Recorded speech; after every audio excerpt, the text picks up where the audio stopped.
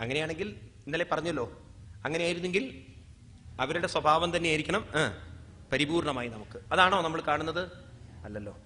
അങ്ങനെയാണെങ്കിൽ മാതാമൃതാനന്ദമയി അങ്ങനെ ഒരിക്കലും ആവാൻ വഴിയില്ല. ഉണ്ടോ? അച്ഛനമ്മമാരുടെ അതേ സ്വഭാവമായിരുന്നെങ്കിൽ സായിബാബ അങ്ങനെ ഒരിക്കലും ആവാൻ പോകുന്നില്ല. ഇന്ന് ജീവിച്ചിരിക്കുന്ന മഹാത്മാക്കളൊന്നും അങ്ങനെ ആവാൻ പറ്റില്ല. കാരണം അവരുടെ ഒന്നും അച്ഛനമ്മമാരൊന്നും അത്ര ഒരു ആധ്യാത്മിക ഉന്നതിയിലുള്ളവരൊന്നല്ല. ആണോ? നിങ്ങൾക്കറിയുന്നല്ലേ കുറെ ചരിത്രങ്ങൾ. അപ്പൊ ഒരു കാര്യം ഉറപ്പാണ്, അച്ഛനമ്മമാരിൽ നിന്നല്ല എന്ത് വന്നിരിക്കുന്നത്? സംസ്കാരം വന്നിരിക്കുന്നത്. അപ്പൊ നമ്മളെ അക്സെപ്റ്റ് ചെയ്യേണ്ടിയിരിക്കുന്നു. ഈ സംസ്കാരം അച്ഛനമ്മമാര് നമുക്കൊരു ശരീരം തരുന്നതിന് മുമ്പും ഉണ്ടായിരുന്നു. അപ്പൊ നമ്മളെ ആരാ സൃഷ്ടിച്ചത്?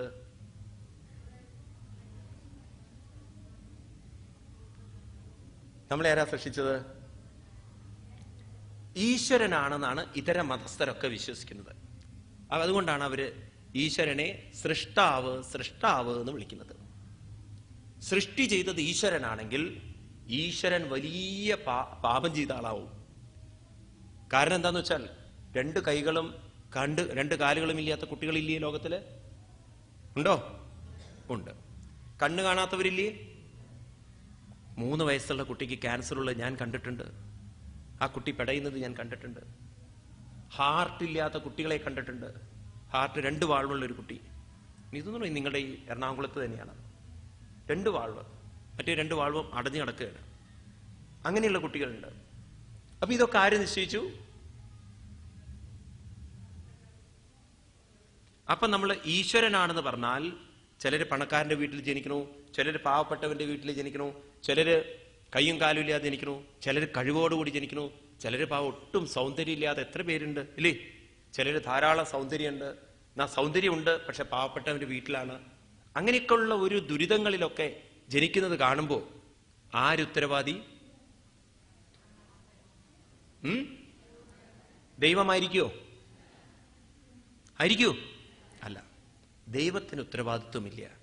ഉത്തരവാദിത്വം മുഴുവൻ സൃഷ്ടിയുടെ കാരണം മുഴുവൻ ആരായിരിക്കണം? നമ്മുടെ ഓരോരുത്തരുടെയും മനസ്സ് തന്നെയാണ്. കർമ്മം ചെയ്യുന്നത് ആരാണ്? ശരീരമാണോ മനസ്സാണോ?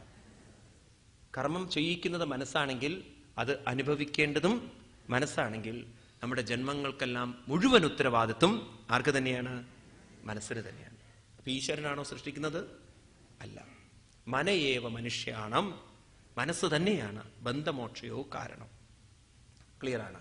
അപ്പൊ അതുകൊണ്ട് അങ്ങനെയുള്ള മനസ്സിനെ എത്ര വലിയ പാപം ചെയ്ത മനസ്സായാലും ശരി, ഒരു സത്യം ഉറപ്പാണ്, മനസ്സിന് നിലനിൽപ്പുണ്ടെങ്കിൽ അതിനെ നിലനിർത്താൻ ഒരു ശക്തി വേണം. ശരീരത്തിനെ നിലനിർത്താൻ പ്രകൃതിയുള്ളതുപോലെ മനസ്സിനെ നിലനിർത്താൻ ഒരു ചൈതന്യം വേണം. അങ്ങനെയാണെങ്കിൽ മനസ്സ് തിരിച്ചു പോവേണ്ടതും ആരിലേക്ക് തന്നെയാണ്? ചൈതന്യത്തിലേക്കാണ്. ഇത് മനസ്സിലാക്കാൻ, ഭാഗവതത്തിലൂടെ മനസ്സിലാക്കാൻ സാധിച്ച് അങ്ങോട്ട് തിരിയാൻ സാധിച്ചാൽ വിദ്യതേ ഹൃദയഗ്രന്ഥി ചിദ്യന്തേ സർവസംശയ ക്ഷീയന്തേ ചാസ്യ കർമാണി സപ്താഹശ്രവണീ കൃതേ. ആരുടെ മനസ്സാണോ അതിലേക്ക് തിരിയുന്നത് അവരുടെ ഹൃദയഗ്രന്ഥികൾ, സംശയങ്ങള് ഇതെല്ലാം മാറി മനസ്സിന്റെ എല്ലാ കെട്ടുകളും, ശരീരത്തോടുള്ള ബന്ധം, വീട്ടുകാരോടുള്ള ബന്ധം, എല്ലാ ബന്ധങ്ങളും അതിനൊക്കെ വിച്ഛേദിക്കപ്പെട്ട് ആ മനസ്സ് അവിടെ എത്തിച്ചേരും. ഇക്കാര്യത്തിൽ യാതൊരു സംശയമില്ല. അതുകൊണ്ട് കഥാ തീർത്ഥേ സ്ഥിതേ ചിത്തേ സ്ഥിതേ ചിത്തേ മുക്തിരേവ ബുധേ സ്മൃതാം. ആരുടെ ചിത്തമാണോ ഇതിലേക്ക് തിരിയുന്നത് അവര് മുക്തിയിലേക്ക് ഉയർന്നിരിക്കും, സംശയിക്കേണ്ടതില്ല. ഇപ്പൊ ഇവിടെ 2 കഥകൾ പറഞ്ഞു. ഒന്ന് ഭക്തിദേവിയുടെ കഥയും, 2 ദുന്ദുകാരി. ഭക്തിദേവിയുടെ മക്കളെ ഉണർത്തി, ദുന്ദുകാരിയെ ഉയർത്തി. എന്താ പറഞ്ഞത്? ഭക്തിദേവിയുടെ മക്കളെ ഉണർത്തി, ദുന്ദുകാരിയെ ഉയർത്തി. ഭാഗവതത്തിന് ഉണർത്താനും ഉയർത്താനുമുള്ള കഴിവുണ്ട്. ഭാഗവതത്തിന് ആരുടെ മനസ്സാണോ ദൗർബല്യങ്ങളിൽ തളർന്നിരിക്കുന്നത് അവരെ ഉണർത്താൻ സാധിക്കും. ആരുടെ മനസ്സാണോ വേണ്ടാത്ത പാപചിന്തകളെ കൊണ്ട് അസ്വസ്ഥമായി, കലുഷിതമായി, ഉറക്കം കിട്ടാതെ ആകെ ടെൻഷനായിട്ട് അസ്വസ്ഥരായിട്ടിരിക്കുന്നത്, ആ അസ്വസ്ഥമായ മനസ്സിനെ അതിൽ നിന്ന് ഉയർത്താനും കഴിവുണ്ട്. നമുക്ക് ഉണരേണ്ടതുണ്ട്, ഉയരേണ്ടതുണ്ട്. ഇതാണ് ഭാഗവതത്തിന്റെ ഒരു വലിയൊരു മഹത്വം. അപ്പോഴേക്കും അവിടെ ഒരു വിമാനം വന്നു എന്നാണ്. ആ വിമാനം വന്നപ്പോൾ ദുന്തുകാരി. ഇപ്പൊ ദുന്തുകാരിയല്ലേ അയാള്? അയാൾ പാപത്തിൽ നിന്ന് മുക്തനായ ആളാണ്. അയാൾ അതിലേക്ക് കയറ്റുകയാണ്. ആ സമയത്ത് ഗോകർണനെയും മറ്റൊന്നും കയറ്റിയില്ല, ബാക്കിയുള്ളവരെ ഒന്നും കയറ്റിയില്ല. അപ്പൊ ഗോകർണൻ ചോദിക്കുകയാണ് ആ വിഷ്ണുദൂതന്മാരോട്, വിമാന വൈഷ്ണവാൻവീക്ഷ ഗോകർണോ വാക്യം അമ്രയിൽ. നിൽക്കൂ നിൽക്കൂ നിൽക്കൂ. വിമാനം ഓടിച്ചിരുന്ന പൈലറ്റുമാരോട് പറഞ്ഞു, നിൽക്കൂ. ഞാൻ ഭാഗവതം പറഞ്ഞു, ഇത്രയും ആളുകൾ ഭാഗവതം കേട്ടു, എന്നെയും ഇവരെയൊന്നും കയറ്റിയില്ല, എന്താ ഈ ദുന്തുകാരിയെ മാത്രം കയറ്റിയത്? അപ്പൊ പറയാണ്, ഈ ദുന്തുകാരി എല്ലാവരും ഭാഗവതം കേട്ട പോലെയല്ല കേട്ടത്. ഓ, അതെന്ത് കേൾക്കലാനാ? ഞങ്ങളും ചെവി കൊണ്ടല്ലേ കേൾക്കണത്. അയാൾ പിന്നെ എങ്ങനെയാ കേട്ടത്? പ്രേതായിട്ടിരുന്നിട്ടോ? ഓഹോ, അത് ശരി. അപ്പൊ മുളയുടെ ഉള്ളിരുന്ന് കേൾക്കണല്ലേ? അപ്പൊ വിമാനം ആർക്കേ വരുള്ളൂ? ശരി സ്വാമി, ഈ ജന്മം, ഇനി അടുത്ത ജന്മത്തിൽ നോക്കാം. അങ്ങനെയല്ല, പിന്നെ എങ്ങനെ കേൾക്കണം? ശ്രവണസ്യ വിഭേദേന ഫലവേദോത്ര സംസ്ഥിത ശ്രവണം തു കൃതം സർവേ നത്തദാ മനനം കൃതം. എല്ലാവരും കേട്ടു, പക്ഷേ ഒരാൾ മാത്രം മനനം ചെയ്തു. മനനം ചെയ്തു എന്ന് പറഞ്ഞാൽ കേട്ടതിനെ നല്ലവണ്ണം ഉറപ്പിച്ചു, മനസ്സിൽ ഉറപ്പിച്ചു. ഇപ്പൊ എല്ലാവരും മനസ്സിലാക്കുന്നുണ്ട്. We are learning but very few understanding. രണ്ടും വ്യത്യാസമുണ്ട്. എന്താണ്? We are all learning but we are not understanding. നമ്മളത് ചെയ്യുന്നില്ല. ഈവൻ നമ്മൾ ഭാഗവതം വായിക്കുമ്പോഴുണ്ടല്ലോ, പലപ്പോഴും നമ്മൾ മനസ്സിലാക്കാത്തത്, വി റീഡ് വിത്തൗട്ട് തിങ്കിങ്. വെറുതെ വായിച്ചത് കൊണ്ട് കാര്യമില്ല.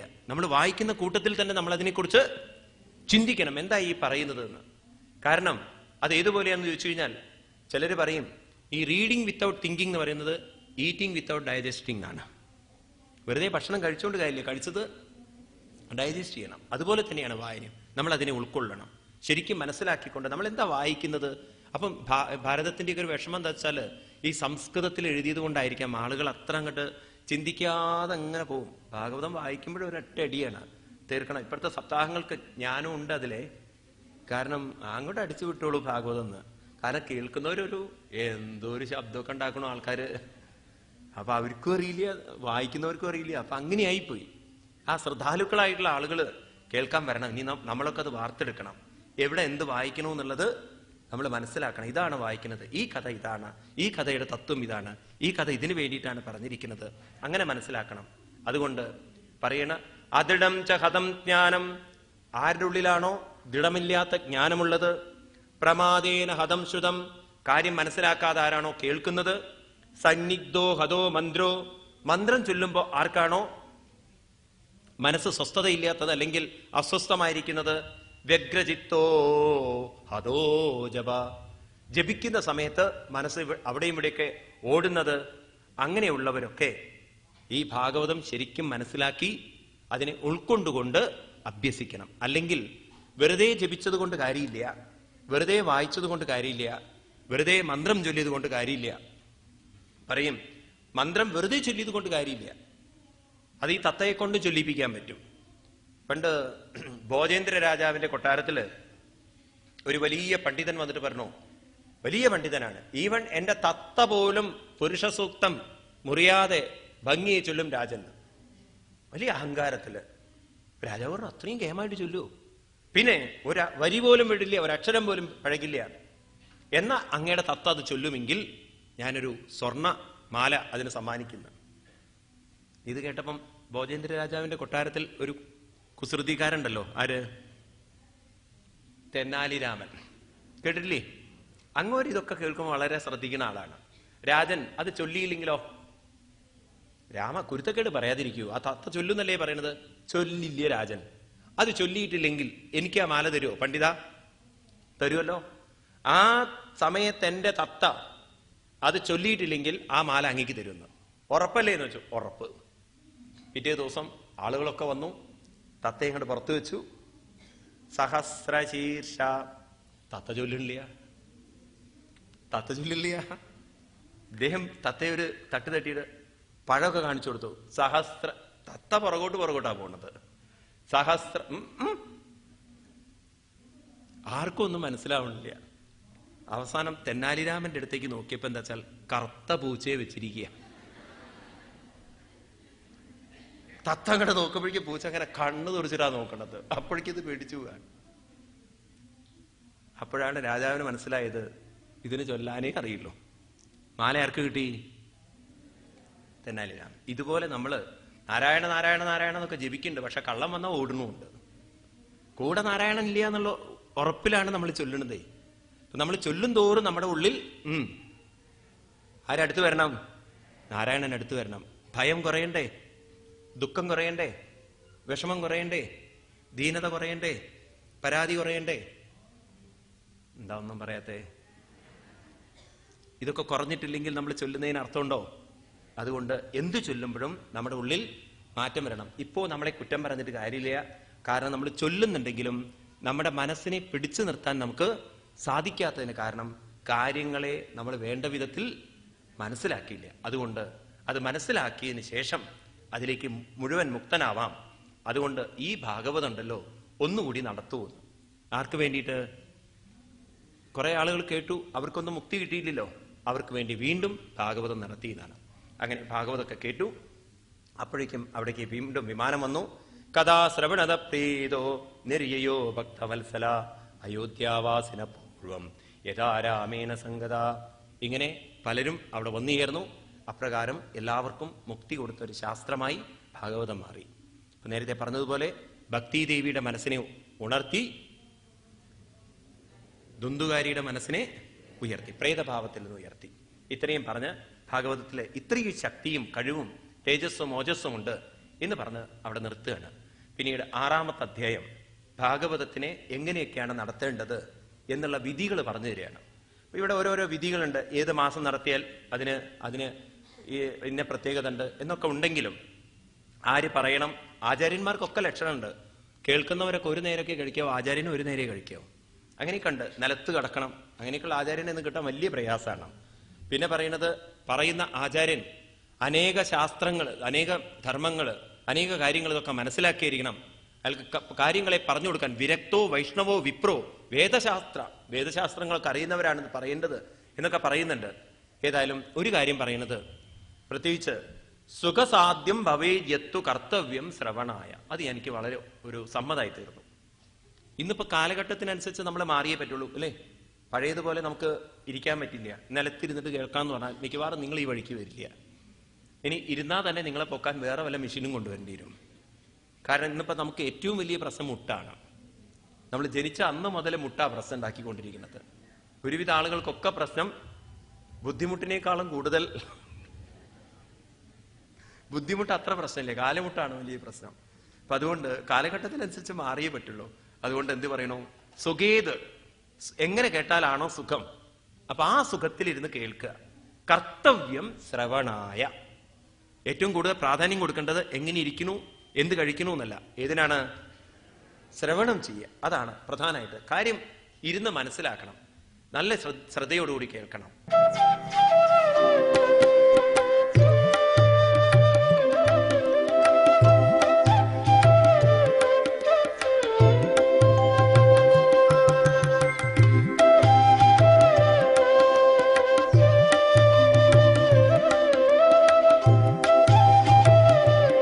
വിശദ വിവരങ്ങൾക്ക് ശ്രീകൃഷ്ണ സേവ ചാരിറ്റബിൾ ട്രസ്റ്റ്, ഭാഗവത മന്ദിരം, മമ്മിയൂർ, ഗുരുവായൂർ.